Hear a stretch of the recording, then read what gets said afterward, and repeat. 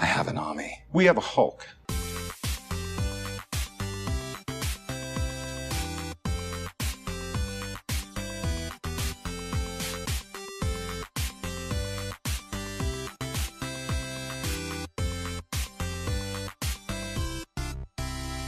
Hello and welcome to episode 95 of We Have a Hulk podcast, where we talk all things film, TV and comic books. I'm your host, Nicola. And I'm your co-pilot, Chris. How are you doing today then, Chris? I'm alright, thank you, Nicola. How are you? Oh, you asked me. Oh, that's nice. Yeah, really good, thanks. We are so close to finishing Daredevil, so after this, I think we're going to be watching the rest of it, right? Yes, I'm enjoying the second half a lot more now. I feel like it's really coming together and the story is great. So we'll probably talk about it in the next episode. Yes, so super excited about that. I think we're on episode 12, halfway through episode 12, so it's like...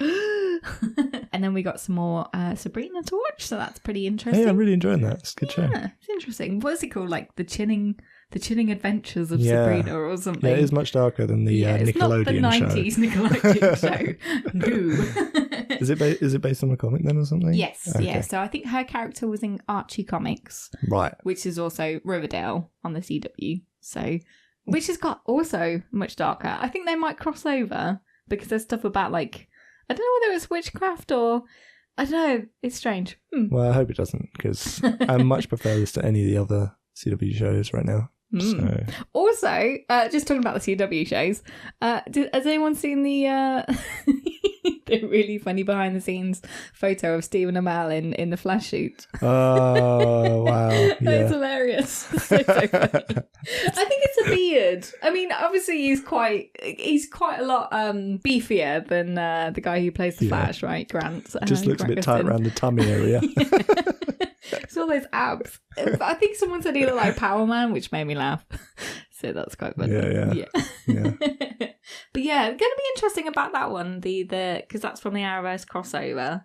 So it's like Elseworlds. But I'm excited to see Batwoman. Yeah, I'm not going to watch this, but go for it. I'm sure I'll inform you about everything. I'm sure you'll tell me all the details. All of the details, yes. Anyway, so what are we going to be talking about in this week's episode then, Chris? So I've just got an interview with Stephen Moyer. So this is an interview special. Yes. For the Gifted. So starring Stephen Moyer and Natalie Alyn, right. Which is pretty exciting. Yeah. So I went to a 20th Century Fox screening of the first episode and also did like a Q&A, which was pretty cool. And it was really weird to see him so like up close and not say like... Yeah, True Blood starter. Yeah, this is outside of our usual, because we're trying to do fortnightly now. Yes. But we thought we'd just throw these ones in there because it's nice and convenient. Our Lucifer interview special, Amy Garcia, did so well and everyone loved it so much. I mean, it's really nice getting that feedback. So I mean, we could even do them as like a separate podcast almost, couldn't we? We could just throw up all the interviews separately. Throw up. Yeah. No, hopefully not. No. Okay, anyway, The Gifted Season 2 is back on Fox UK and it's had its first 2 episodes. It's got an interesting take this season. There's a new mutant baby, which is intriguing. And also Reed has got his powers kind of back, which is interesting. So The Gifted continues Sundays at 9 p.m. on Fox. So we hope you enjoy this interview and please do let us know if we should do some more of these interview specials. Yeah, let us know. Enjoy. We all have demons inside. It's what you do with them that matters. Things are changing. A hard time is coming for mutants. So maybe you can start in your own words summarising what's happening for your characters this season. At the end of last season, obviously, we know that the family is split and Andy has chosen to go off with this group, the Inner Circle, to sort of fight for what they believe in, which is, a kind of a mutant sort of power base where they're fighting back against humanity. And what our sort of mutant underground believe in is a world where mutants and humans can coexist together. And when we meet everybody 6 months on, the relationships between Reed and Caitlin are quite strained because she believes that kind of Andy has been taken from her by these people, that they've indoctrinated him and taken him. But we kind of believe, myself and Lauren, that he's gone of his own volition, that he's chosen to go, and that he's not quite as brainwashed as she thinks. So there's a sort of conflict between two of us. Also, within Reed's world, that 6 months has played a big part, and as we all know, like, mutant powers come about when people go, usually in their teens, go through sort of some extremis or some kind of being bullied or an emotional sort of turmoil or something which ignite the mutant gene. And he starts getting the headaches that he had when he was a kid with the extremity of Andy being gone from them and what they're going through. And so Reed kind of tries to stop those headaches, and in so doing, he may or may not have kind of reignited his mutant power. And even though he's told everybody that they have to be truthful and honest and not lie and be very open so that we have a nice cohesive relationship, he's not doing that, and he's not telling anybody about it. And so he's trying to sort of suppress this thing that's happening to him. So there's lots of extremis in Reed's world. that quite pretty much sums it up. I mean, for Lauren, she when you see her last season, she has this kind of traumatic experience where she figures out that her and her brother have this power that when they hold hands, they can pretty much disintegrate anything. And they kind of are put into a circumstance where it's either killing hundreds of humans or saving her family. So obviously they save the family, and Andy kind of has this darkness that he enjoys killing, which is creepy but kind of cool. And my character, not necessarily that he enjoys killing, he enjoys the power of what it does. Yes, exactly. Of having the power. And he likes the darkness. He likes the dark side of himself, and I think that Lauren secretly likes the darkness but doesn't want to go down that path.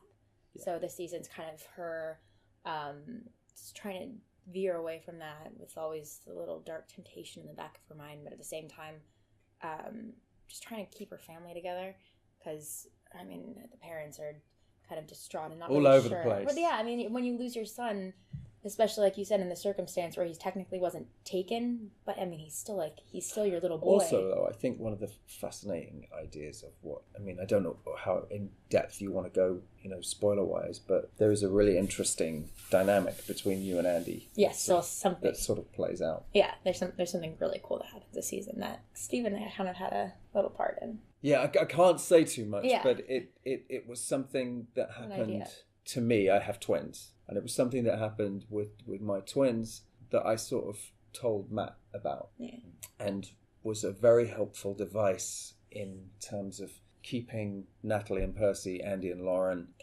connected. Yeah, which will have a big part of the next season. season. A huge part to do with something that happens. With all the things. You are in the middle of filming second series. We're halfway through, yeah. Mm-hmm. So how was going back to the set? How was the chemistry and being back with the same people?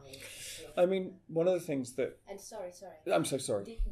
Did you receive the whole script for the whole season? No. We get,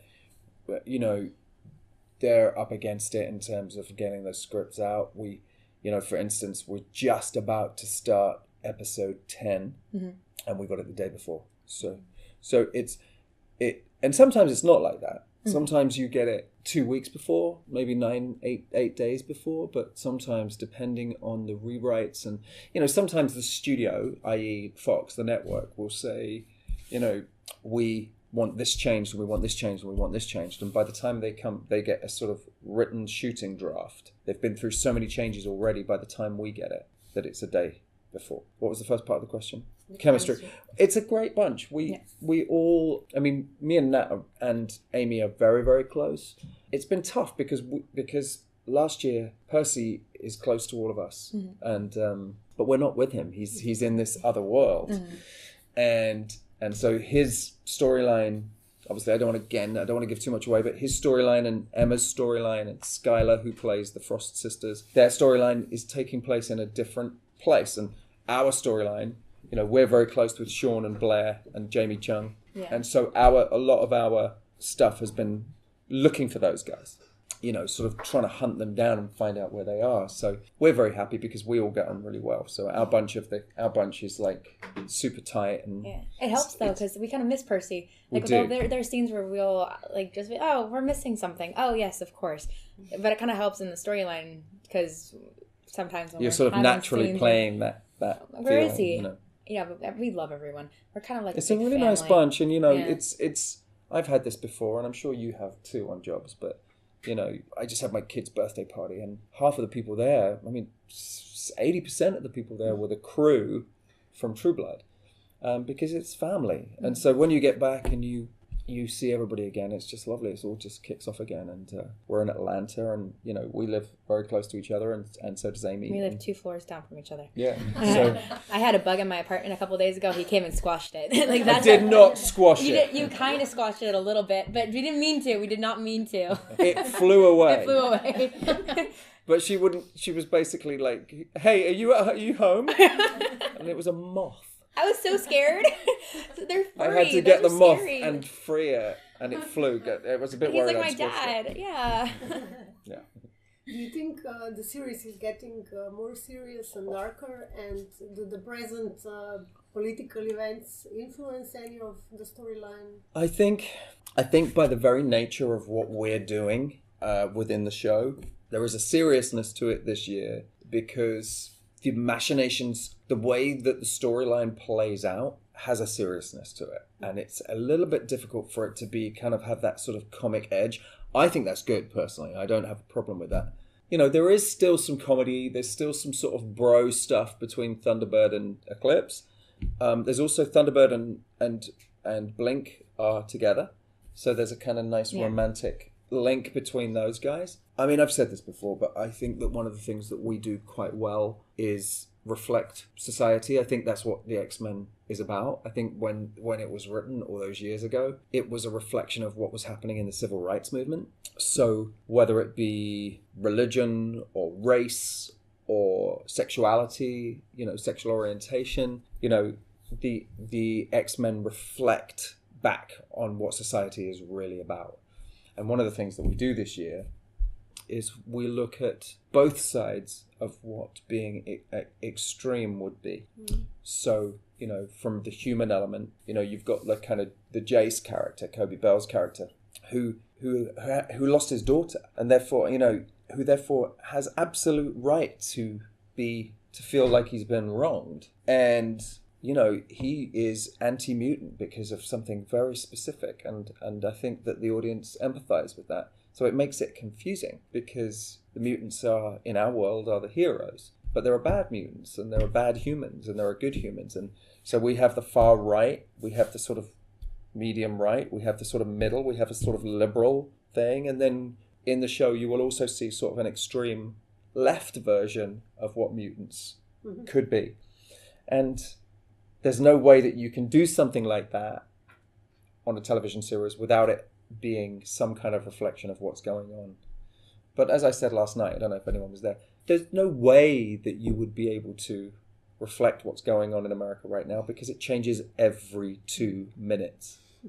You know, there's, you know, so it's, but I do think it is reflective of some aspects of what's happening in the world. One of the storylines that I like the most is your storyline, because when you first meet his character, you're a prosecutor, and my character is kind of hiding who she is because she's a mutant, and her dad, whenever mutants use their abilities in public, they're put in jail, not really given a chance to speak for themselves. And I feel like that's something that happens now, that there's a certain type of person that they'll do something, and regardless of what happens, they're just put into one category, and that's so unfair. But I think it's cool because his character kind of develops from, again, one extreme. Yeah. And in the moment that his children are brought into these circumstances, it's a full 360, and you just see the different side of it. Absolutely. And it's also like, you know, it's about how far you would go for your family, and what you would do for your loved ones, and even if it goes against what you thought you believed in. And you know, I think that in itself is a political argument in a way, isn't it? Whether it's about what's going on in the world or not, it's about your own sort of beliefs versus what you do for your loved ones, you know. Do you think this is important for people watching the show, to see what the other side looks like, what minorities look like? I do think it's important. Sorry, you answer this. You go. Oh, no, I mean, it's definitely important. I think that, I mean, hopefully our goal is to create a mindset watching a show like this where there are different categories of people, there are different types, but everybody can come together and kind of unite as one. Our show does a little bit of a weird way. I think that we have a faction within the show this year, which I don't even want to say far right, but if you were looking at a spectrum, it sort of represents what that would be. But it's human. Mm-hmm. I don't know if anybody's seen Black Klansman, but within Black Klansman, there are people who are extremists, and there are people who just believe that what they believe, and they believe that they're protecting. So you're sort of given all of the equipment. We don't tell you what to think. We show you who there is. We're not commenting on them. And some of the people within that, as I said with Kobe, some of the people within both extremes, we see why they are the way they are, rather than just going, this is wrong. Mm-hmm. We let the audience decide for themselves, which I think is something that we do really well. And do you enjoy doing all the action sequences and things? I guess you're doing a bit more this. Oh, yeah. I love all that stuff. It's so fun. We have awesome stunt people, but I think for both of us, we try to do as many of like the different fun. Like that's one of the coolest parts about it. We didn't get to do one cool thing in episode 3 that I would really like to have done together. Yeah. Which one? Well, you really give that away. It's this big sequence that happens with just the two of us. Yeah. And just insurance-wise, you'd never be allowed to do it. I'm surprised some of the stuff they let me do, though. They'll hook me up to some of the harnesses, and they'll let us do some of the things. But it's super funny, because whenever they don't let us do it, and then they'll have us run through, they'll have the stunt person do it first, and then they'll have us run through. By the time that they come to us, I'm wanting them to use mine so badly that I'll just go intense. And it's just how you want to be able to use your... the honest truth is that it's much easier for the filmmaker, the director, if it is the actor that's doing it. Because, whenever a stuntman is being Natalie or me, when they fall into camera, everybody always falls with their head. Like stunt people fall like that, so that then the camera will pick it up from here and it will be us. If we're doing it, where we can do it, you can fall with your face into camera, and it makes it look much more realistic if you don't have to cut, I did ADR for one, and they used one of my stunts. I was like, my face! That's me! Yeah. So it's much better for them if they can, but obviously sometimes it's more to do with insurance than it is whether you want to do it or not. Yeah, exactly. It's a lot of fun, that stuff.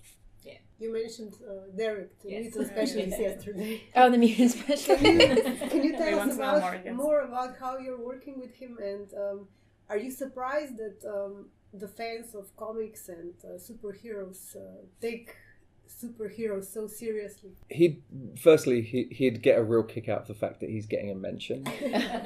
We love him dearly. He's actually a brilliant producer, is what he really is. But he's been working with Lauren Shuler-Donner, who made all the X-Men movies since they started. And he was somebody who was a big comic book fan, who became a movie producer, who had a real sort of encyclopedic knowledge of what the stuff is. And over those years working with Ian and Patrick and Hugh Jackman and all of those guys, he's learned, how to, what looks good on camera often. And, the minutiae of detail within which they will talk about how a power is manifested and where it's coming from. So what they want it to look like, And often, sometimes, a new director will come onto an episode and go, oh, it'd be really cool if you could kind of do that. And he'll be going, no, you can't do that, because if he were to do that, it would mean this. So he's there to sort of make sure that there is a sort of thread of realism throughout. Yeah. Talk about Derek. Talk about Derek. What's his actual job title, by the way? This year is an executive producer. Yeah. He loves to play flip cup. He's just a great guy. He is very smart. He's intellectual. He has great story, like concepts for our characters. Emotional storytelling, really. Yeah.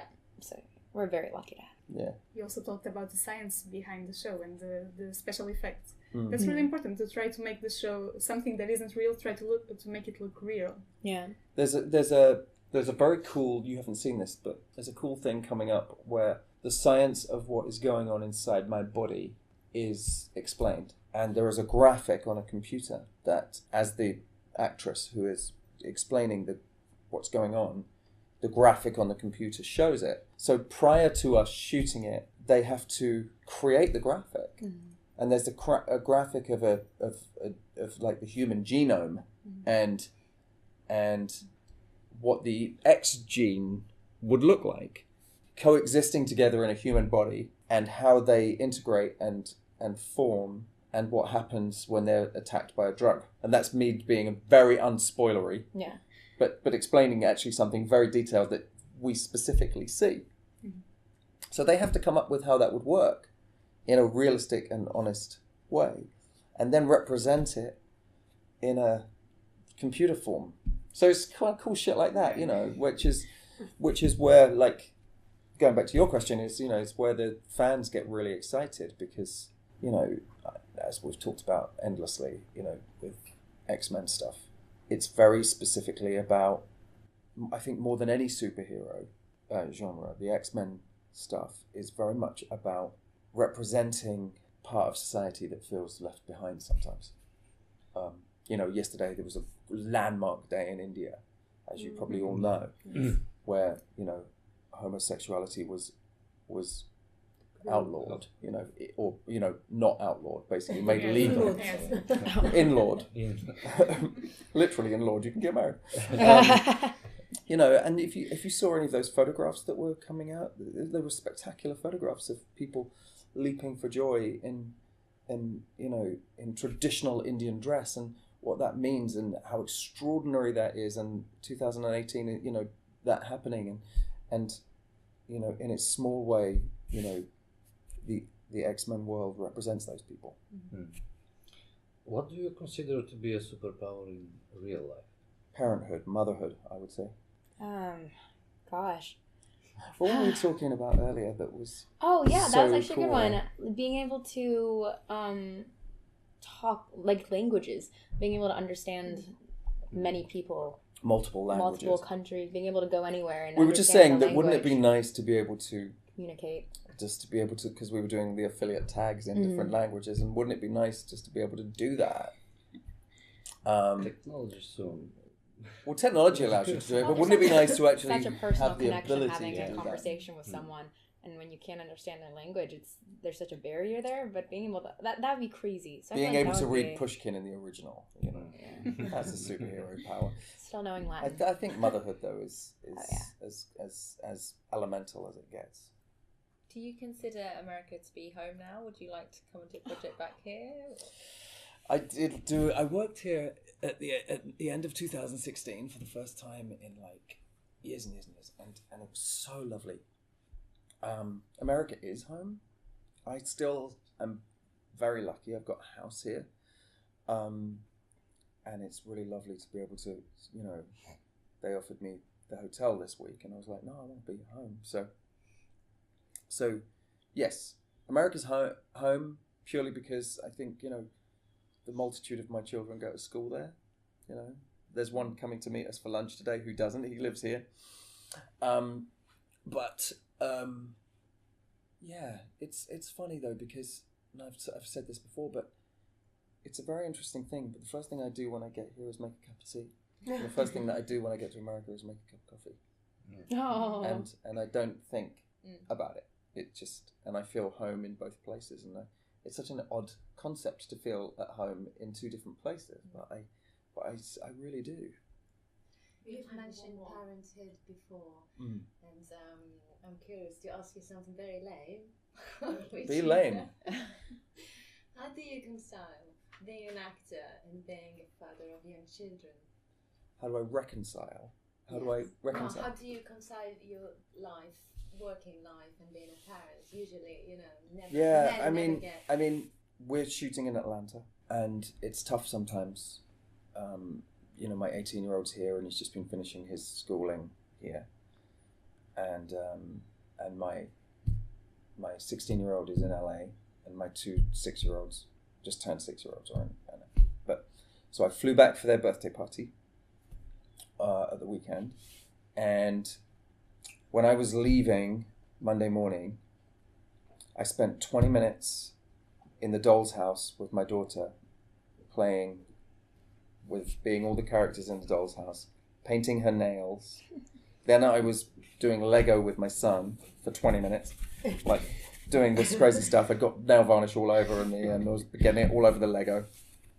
And then I put them in the car because they were going off to their school orientation with Mum.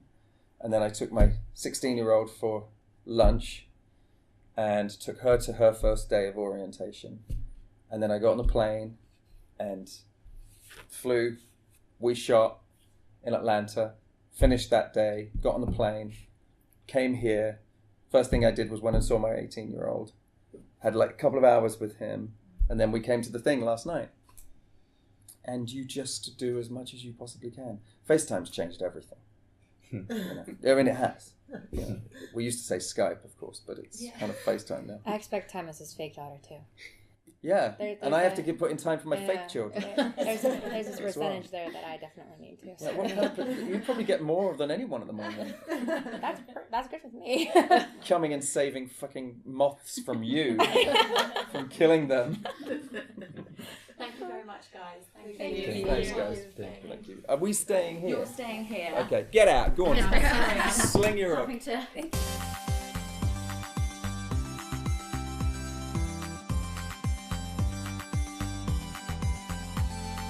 So thanks very much for listening, guys. If you want to get in touch with us, then you can find us on social media. So we're most active on Twitter, and that's /WeHaveAHawkPod. But we're also on Facebook and Instagram, also at We Have a Hawk Pod. We've also got a new landing page at wehaveahawk.com for all our podcasts and social media-ness.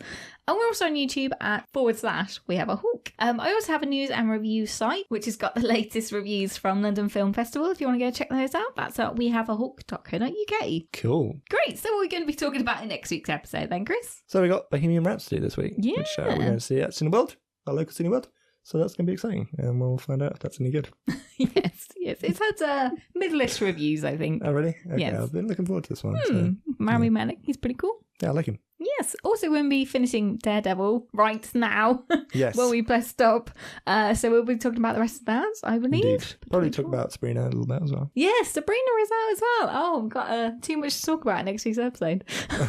Jam-packed. Cool. So yeah, thanks so much for listening. If you're a returning customer, if you're a returning subscriber, thanks very much. We appreciate it. If you're new here, please go subscribe on your preferred platform of choice. That would be very nice. Thank you. Yes, thank you. Well, thanks once again, and we hope to see you next time. Bye. Bye.